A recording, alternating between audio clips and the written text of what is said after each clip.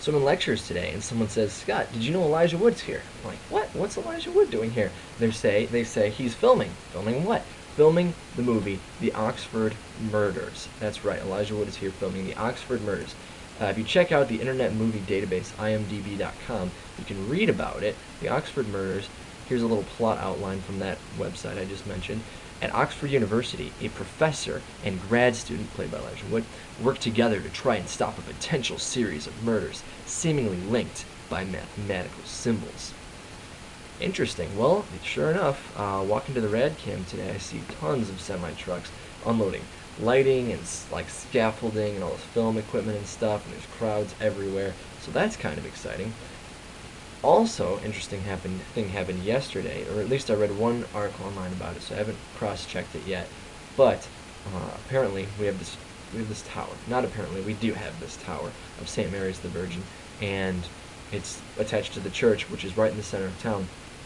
And apparently, this is the apparently part, according to the article, a man had jumped off of the tower, and it looks like a suicide, and that was yesterday at around noon. I think it was like 11:30 in the morning, and I was right there. I walked by there on my walk home at around 5, and I was studying at the library right next to there at around 3:30 that day. I had no idea, and then reading about it later, I'm like, and it was a little unsettling thinking I was just there today. I didn't even know that this happened, so that was kind of creepy.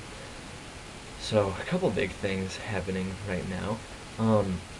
I was in the library, like I said, I've been in the library a lot lately, and I was sick of what I was reading, and I looked up, and someone was sitting across the little desk area, and they had a black hoodie on, and in red lettering, it said social hazard, and it had the biohazard symbol, and this is all in red, and then underneath it says, "I will not conform," in red lettering. I looked at that, and then I thought about it, and I realized, gears started turning, that the colors that they chose and the type of clothing that they chose because it's countercultural according to our society. So, in choosing those colors and that form of clothing, they are actually conforming to what our society views as non-conformist. Do you get what I'm saying, or is this... Okay, let me go a little bit further, right? They're trying to make a point. They're trying to be bold, right? Trying to be maybe a little bit scary or unsettling. Then they used black clothing with red lettering. Now, in our society, that is, well, it's bold. It's often used like scary stuff. You'll see scary movies, black screen, red lettering of the title of the movie, that kind of thing. Those colors aren't very bright or cheery or even very common. You won't often see black clothing with red lettering unless it is trying to be countercultural in that type, because it's not really very common, fashionable, or in, unless, say, it was school colors or something like that, which is not the case in this. I'm assuming he doesn't go to a biohazard school. And I just realized that in choosing that certain way of displaying this message, he is conforming to what our culture would expect to see that message look like. So if he was in a society, say, that, imagine this society existed, they said that black shirt with red lettering is bright and fun and cheery and everybody wears that, then this person would choose a different color, different lettering to display his message in response to that culture, in conformity with what that culture views, because they want to stand out. And the way that they stand out is to conform to what the culture says is standing out, and then fit that, right? Do you get what I'm saying?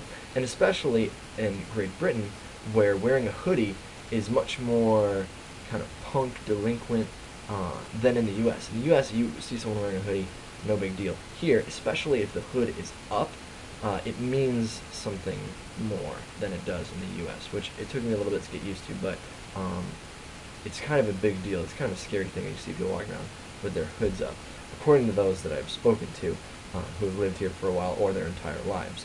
So, even the type of clothing, not just the colors, are conforming to what our society expects of that type of message.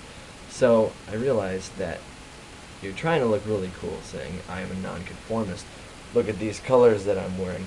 And we're saying, yeah, in our society, you do wear those colors in that style if you don't want to conform. Like, those are the countercultural stereotypes in our society, and you're fitting them perfectly. So in a sense, you are conforming to the society. What you need to do is just dress normal, right? As a nonconformist. Now stick with me, because in our culture we say, if you're countercultural, whatever, you will dress different, you'll dress a certain way, and if you want to be countercultural and you believe different things than your culture, you don't want to conform with the culture's ideas, then you'll do the opposite of what the culture wants you to do or expects you to do. You won't fit in the place that they tell you to fit in. And so if you want to be nonconformist, instead of dressing like a nonconformist, you'll dress like you conform and just hold the ideals of a nonconformist. You get what I'm saying? That's true nonconformity. Anyway, now getting off my soapbox, funny thing happened to me in the lecture. We had a little bit of an older gentleman lecturing us, very intelligent, but still in the mindset that he was using an overhead projector instead of a laptop with a projector attached to it, because several times throughout his lecture he had a diagram up and he was pointing to certain things on the diagram, except he was just pointing on the laptop screen, which none of us could see, and saying, okay, it's right there, and pointing on the laptop screen, and we're all like, what? Where?